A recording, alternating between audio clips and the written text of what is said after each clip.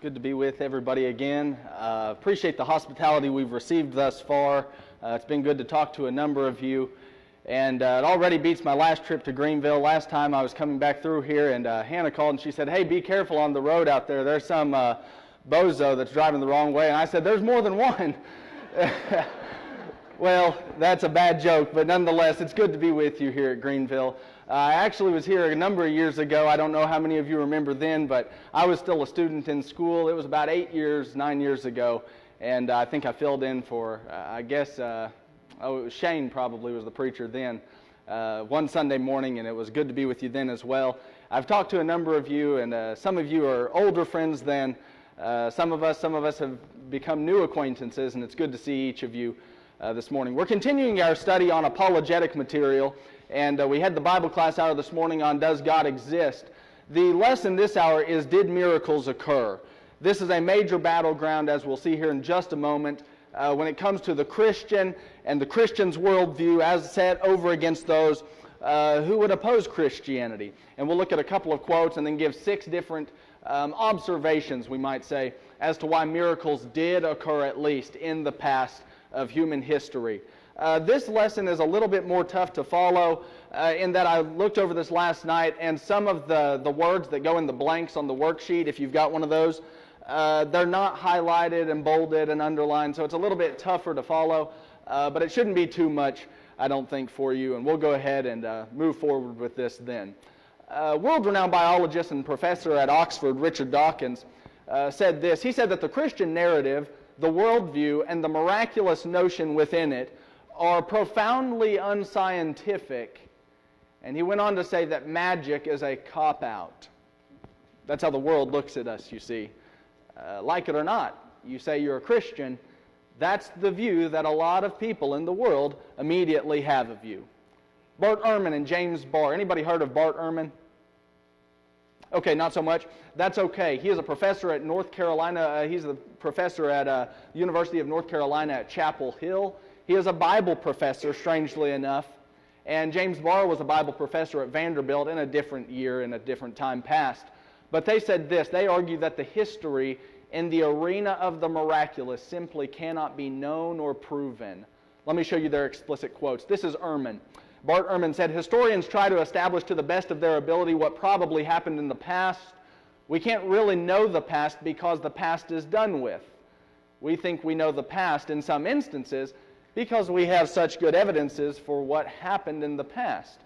But in some cases we don't know, and in other cases we have to just throw up our hands in despair." Interestingly enough, would you believe that Ehrman goes so far to say that the one area in which we particularly can't know what happened in the past is in reference to the resurrection of Christ. This is James Barr. He said, "History really seems therefore to exclude the supernatural. The problem is when you try to apply the historical model to the Bible. Here it will not work. Why not? Because there is, according to the New Testament witness, no historical explanation for the resurrection of Jesus from the dead. It is a direct, unmediated act of God. Without historical, that is, human explanation, and without historical analogy." We could give a number of other quotes from other skeptics. These are sufficient to document that science and the dominant field of science in the Western civilization and culture has really set itself over against Christianity because of the miraculous element that stems from it. Then from an historical angle, you have professors like Ehrman and Barr, James Barr and Bart Ehrman, who would argue against the miraculous from an historical angle. So it's not just a one-faceted approach. It's not just one-sided. It's a multifaceted approach, as they are leveling a charge against Christianity that says it simply cannot be because of the miraculous element that's embedded within it. The question that we're now seeking to answer is whether or not that assumption is true. We'll try to observe 6 things this morning, and if you've got the worksheet, hopefully this will help you keep some of this arranged in your mind. The first thing we need to observe is that there are 2 different worldviews. Christianity and whatever else is called naturalism. You might term them as naturalism and supernaturalism. But you've got to pick up on this, and that is that the 2 different approaches to reality are entirely different approaches to reality. If you claim to be a New Testament Christian, I'm guessing that you probably believe in the miraculous. If you're claiming to be an atheist, I'm going to venture to say you don't believe in the supernatural, or therefore the miraculous. And so both of these are radically different from the other, and they both make certain assumptions about the universe. We, as Christians, then, make certain assumptions based on what we think is a good synthesis or a good approach to the data that we have available. On the other hand, you've got the naturalistic approach, which thinks that they make a good assumption or a good analysis of the same set of data. So you might have heard it said by one of the atheistic folks or the skeptical folks, something like, well, there's no good argument for Christianity because they're reasoning from the physical to reach the metaphysical. Well, interestingly enough, friends, the atheists and the skeptics are doing the exact same thing. They're just doing the inversion of it. You see, what they're doing is they're reasoning from the physical what we have. It's the same set of data. Not the Bible, but just the observations about our natural world, and they're concluding the opposite conclusion. We're saying there is a God, they're saying there is not. The question then comes about as to whether or not this God that we've argued in our previous lesson, whether or not, if he does exist, can he step into our world? And that's what we're seeking to answer in this lesson. Let me give you a very lengthy quote, almost that will make you nauseous, but I think it's got some good material in it. This is John Lennox, who was a mathematician and a biochemist and biophysicist, bioethicist at Oxford. He had this to say. It's a long quote. Follow with me. After all, and he claimed to be something of a Christian. Still does. He's still alive. He said, after all, as the chemist Holden pointed out long ago, if the thoughts in my brain, in my mind, are just emotions of atoms in my brain, a mechanism that arose by mindless, unguided processes, why should I believe anything it tells me, including the fact that it's made of atoms? One of America's leading philosophers, Alvin Plantinga, puts it this way: if Dawkins, Richard Dawkins, is right, and we are the product of mindless, unguided, natural processes, then he has given us strong reason to doubt the reliability of human cognitive faculties, and therefore inevitably to doubt the validity of any belief that they produce, including Dawkins' own science and his atheism.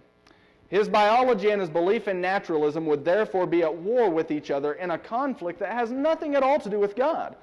I find that fascinating. In other words, I'm suggesting to you, ladies and gentlemen, that it's not irrational to believe in supernature. It is irrational to believe solely in nature. The boot is entirely on the other foot. Atheistic reductionism undermines the foundations of the very nature of the rationality needed to construct its arguments or any argument of any kind whatsoever. And I think that the new atheists have signally failed to appreciate the catastrophic implications of their view for science. And for that reason, I reject, this is Lennox still, a naturalism that undermines the foundations of the rationality I need to do my science. Naturalism, I submit, is incapable of explaining itself, so that rational explanation has a legitimate claim to universality, but natural explanation does not. And ironically, particularly recent science suggests that naturalism is doomed because it teaches that the universe is a coarsely closed system by definition. This means, of course, that everything can be explained reductionistically in terms of physical and chemical processes, but the naturalists who insist on explaining everything in terms of such processes cannot even explain their own scientific theories or mathematical equations in terms of mere physical or chemical processes, for the simple reason that theories, laws, and equations are not physical. Let me just stop before I bore you to death. He is saying that when you get into talking about theories, whether they be scientific theories, philosophical theories, historical theories, whatever it is, you're now outside of material.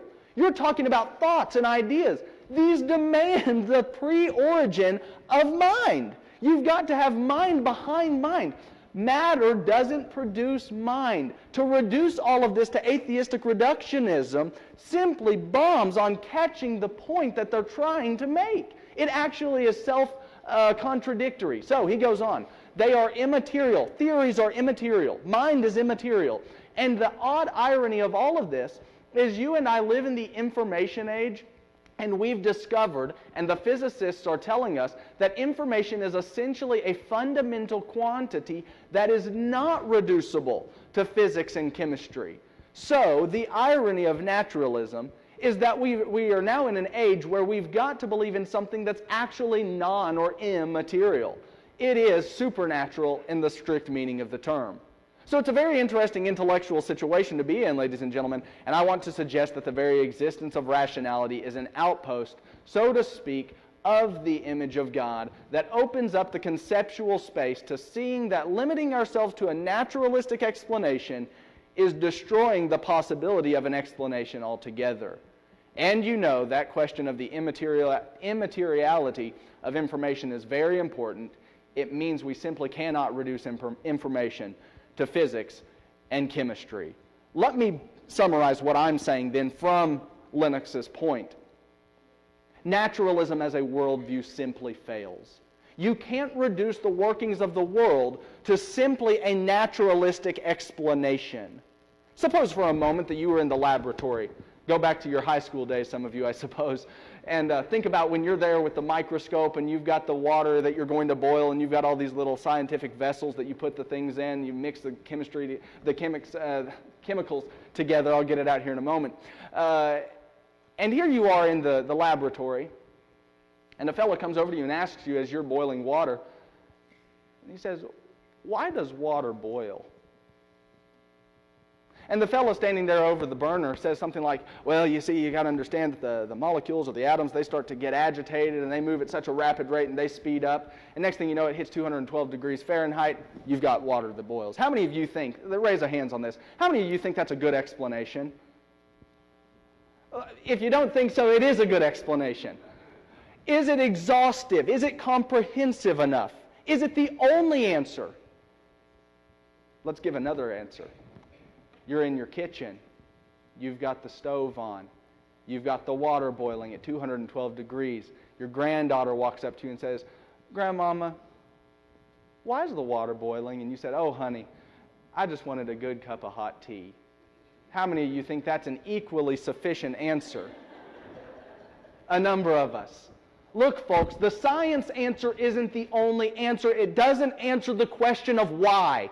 If you want to know the answer to the question, why are we here? Why do we exist? Science as a worldview, the naturalistic worldview is insufficient to give you an answer. It does not hold the exhaustive answer key to all of our questions about the world. If you want to know why you're here, if you want to know why you're a Christian, if you want to know why you believe what you believe, you've got to look elsewhere. And that's what Christianity is suggesting. There is a sense to all of this. This isn't some senseless existence that we're all wrapped up in. And if you believe the Christian worldview, you've got to accept the fact of the miraculous. It's embedded in our worldview. It's embedded within our approach. Let's move on then and talk about what is miracle. Before we establish that miracles did happen in our past, we need to understand what they are. They are acts of God. When we talk about miracles, we are talking about an act of God. And this means a couple of different things, three things. The first one is that there are regularities. If there were no regularities to observe, a miracle from God wouldn't be something that we could observe. And so we have to have regularities by which we could discern where the irregularities finally show up.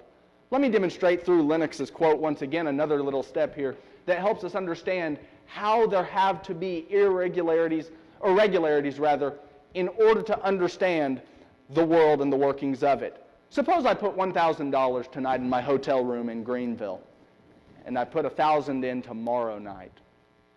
1 plus 1 equals 2. That's $2,000. And on the third day, I walk in and open the drawer and find $500. Now what do I say? Do I say the laws of arithmetic have been broken? Or do I say the laws of the United States have been broken? The laws of the United States have been broken. You don't throw out the regularities because of some act that feeds itself into the system, you see. When Jesus pops up out of the tomb, we don't conclude all of a sudden, "Oh, I suppose dead men just all over the place now come back to life." That's an irregular act. And it's discernible, it's noticeable because of the regularities. Dead men don't live again, don't you think? But there was one who did. And it's because of the regularities that dead men stay dead that we can discern when a new event has fed itself into the system. That's the point that's being made. I'm not using a whole lot of text at this point, am I? I suppose that won't do. If you're trying to argue your case to an atheist, you can't go ahead and say, well, the Bible says. That's going to be out. So we're trying our best to make arguments outside of the text philosophically, so when we do approach the text, hopefully all of this will harmonize. Now there's another thing that this means. If an act of God is what we mean by miracle, this means that there are acts by natural means and by supernatural means. How many of you think that wind is a natural thing? You don't need to show hands. I know you think this. Wind is something we observe. Would it shock you in the Old Testament when it says that the wind did this or that? How many of you think that birds are natural things? God feeds Elijah with the birds. How many of you still think these are miracles? I do. They're acts of God. God is the one who brings the manna. Sure, the bread is a natural sort of thing, but it just appearing on the ground, it's still a miracle, don't you think? What about the quail that were used, the birds to feed Elijah? Don't you think this was God's bringing the birds miraculously? These things don't just happen naturally. But there are other kinds of acts of God which are far outside of nature and more than just a utilization of it. Let me argue a couple. When God took the dirt from the ground and formed Adam, and then pulled a rib out of him and made Eve, nothing natural about that at all. That's not a utilization of nature, folks. That's a complete overstepping, transcending of it altogether. When the grave spat Jesus out on the third day, that resurrection morning, there was nothing natural about it. Dead men stay dead. If Jesus truly were dead, His coming back to life defied everything about our natural order. So God sometimes utilizes natural law, but at other times He completely violates their regularities altogether. See then, all acts are open to God, who can enter into the system that the naturalist assumes to be closed. You see, if you had Richard Dawkins here with you this morning, he would look at the past human history, which he would elongate and make far greater than what I think would be appropriate. And he would try to make the case that in all of the past human history, there's never been a miracle. But he's doing this based on the assumption, a couple of assumptions. First of all, that there is no God. And the second assumption that even if there were a God, He couldn't step into the system.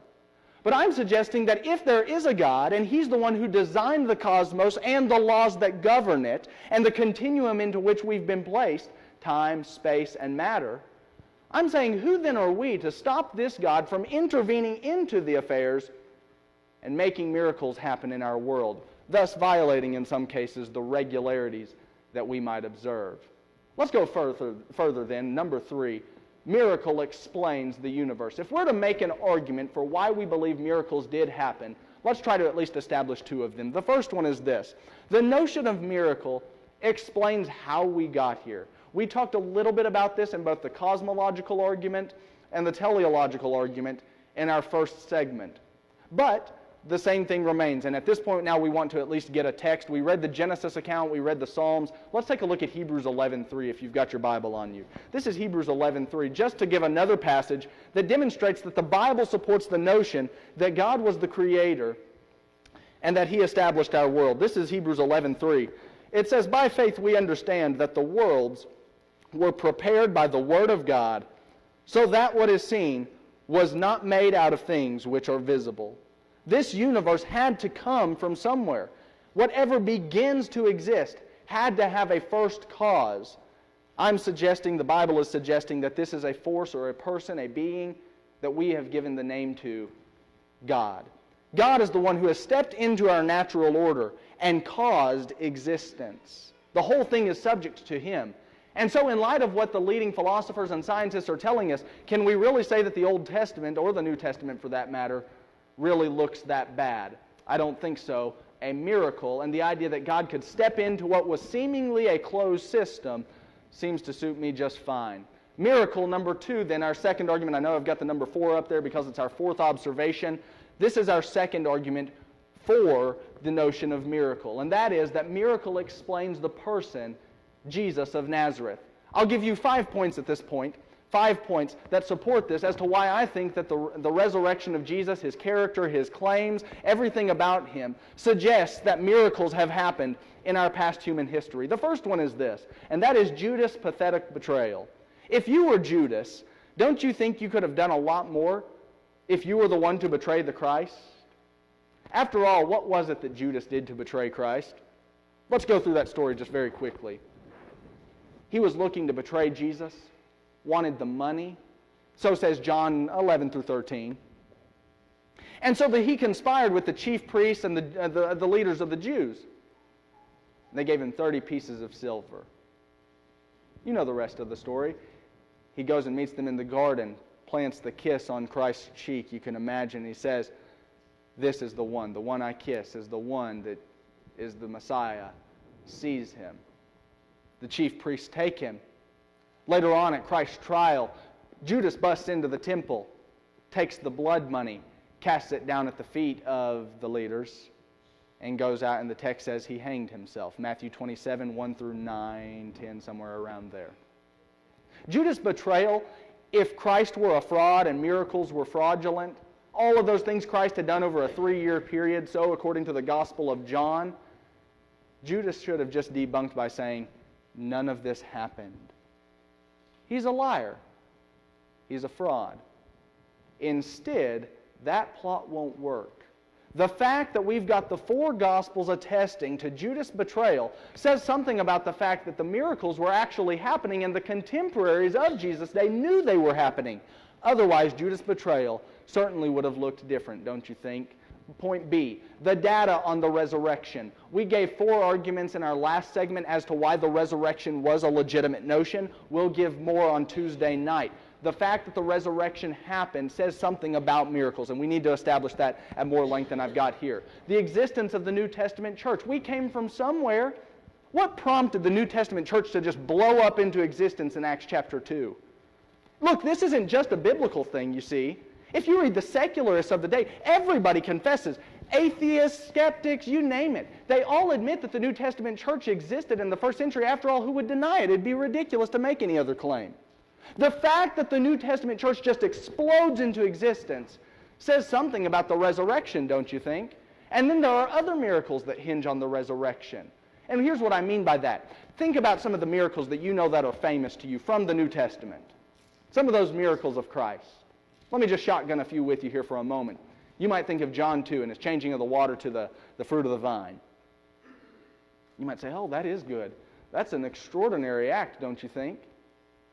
You might say, oh, well, what about that one in Matthew 21, Matthew 22, where he grabs the coin out of the fish's mouth? I remember that one. You might remember when Christ raises Lazarus from the dead. All of these things might seem like bizarre, unnatural acts, and they are. Make no mistake about it, they are. But catch this as well. If Jesus Christ is truly God in the flesh, and he's not restricted by his own laws that he put in place to govern the universe, really, how hard is it for the God of the universe then to change a little bit of water that he created into fruit of the vine? Bless me, but that's at least on the table. And so we see a 5th point as well then, and that is that the claims that Jesus made and were heard by the contemporaries are also quite voluminous, don't you think? What other man have you walked around town with, gone to school with, went to work with, who said something like, I am the Son of God? What other fellow do you know that said something like, one day there's a day coming I'm going to judge heaven and earth? The fact that Jesus made claims like he did in John 10 and verse 30 to say, I and my heavenly Father are one, says something about the fact that this was no braggart. He was no mere boaster. People who brag say something about, the fish I caught was this big, you know.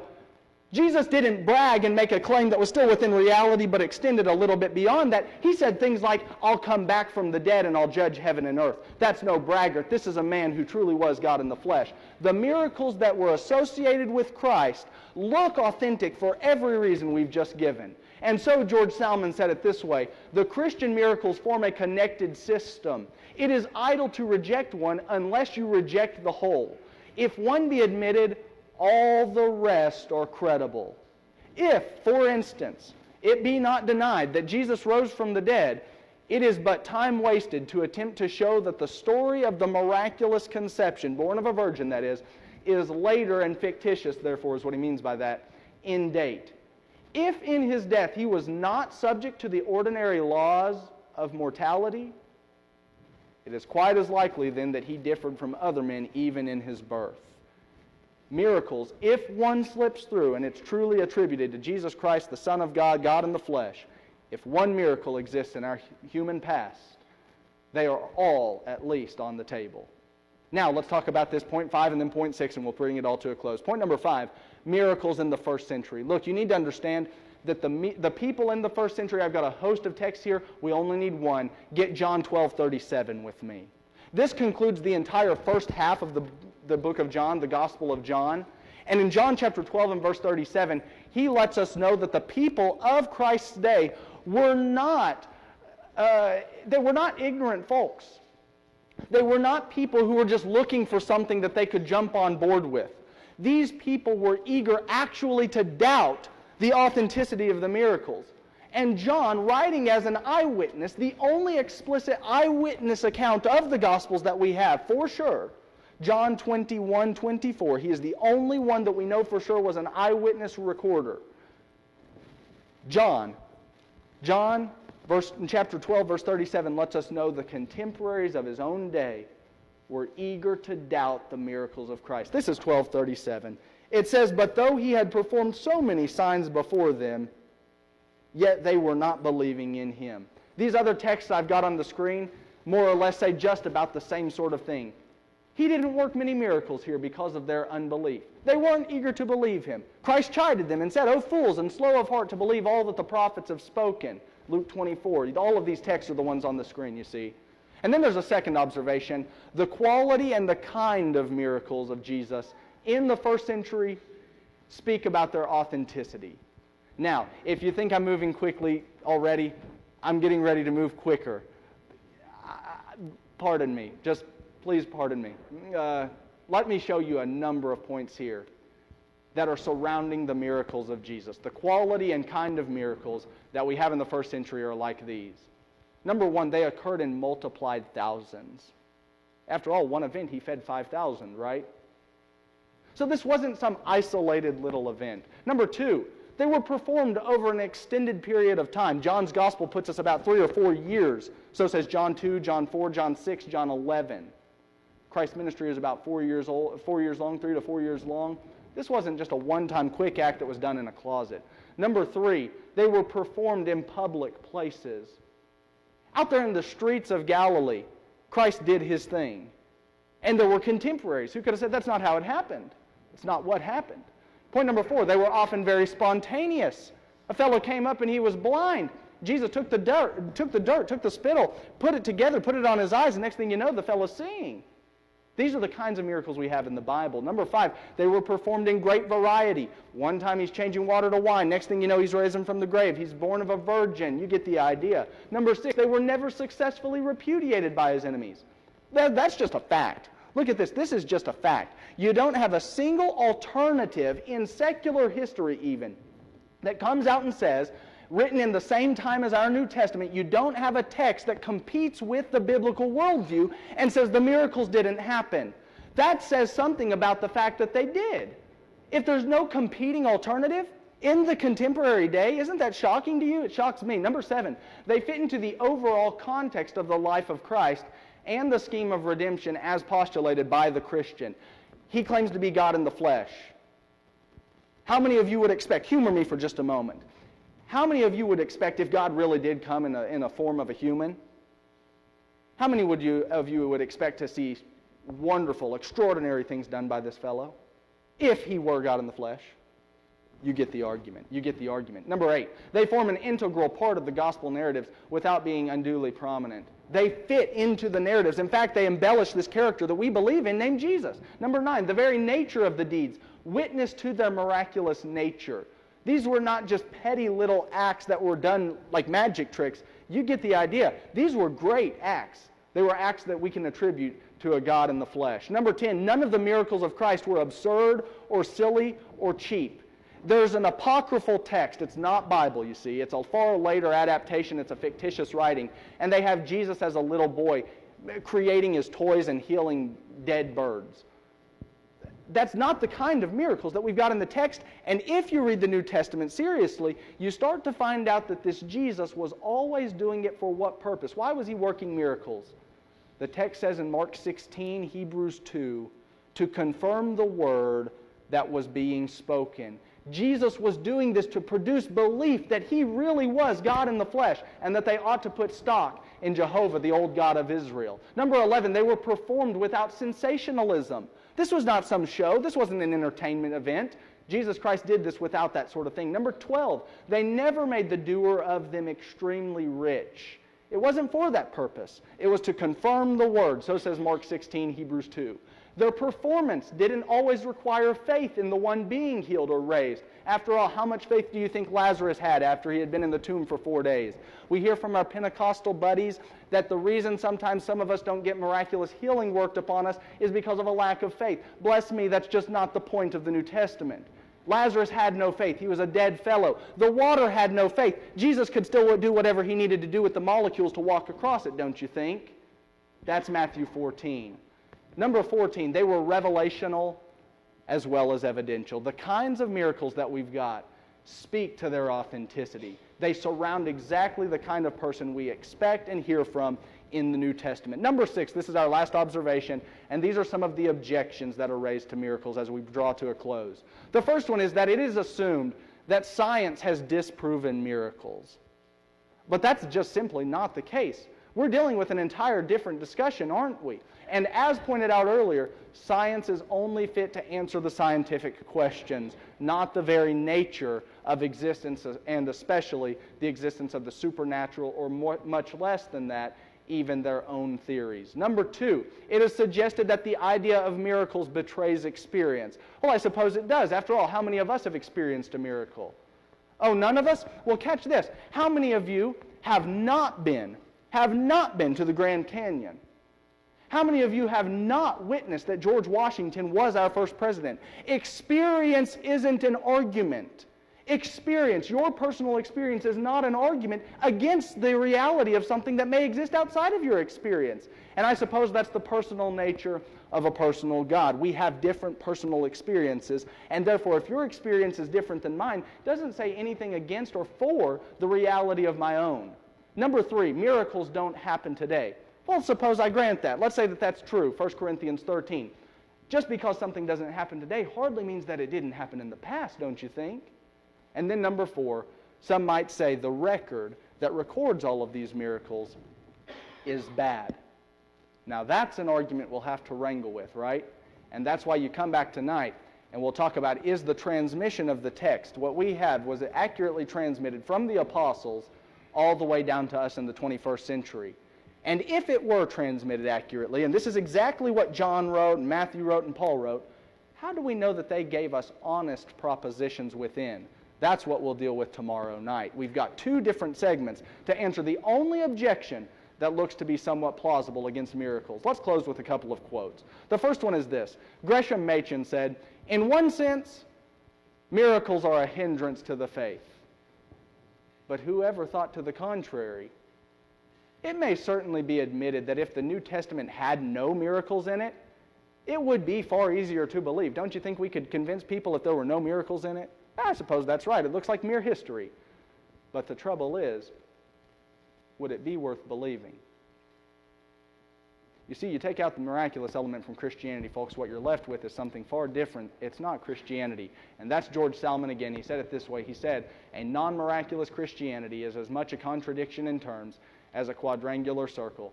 When you have taken away the supernatural, what is left behind is not Christianity. It is not the religion which the apostles preached. It is not that into which converts were baptized. It is not that for which martyrs gave their lives." Well, what about you? Do you believe in the miraculous? Do you believe that God truly is the God of the universe? We've argued this in a couple of different ways. Number 1, there are 2 different views. Number 2, naturalism assumes too much. Number 3, the origin of the universe is explicable when God enters into the system. Number 4, the person of Jesus is explicable when God enters into the system. Number 5, we expect miracles from a man named Jesus who claimed to be God in the flesh and Lord over our universe. Have you put faith in Him? John 8:24.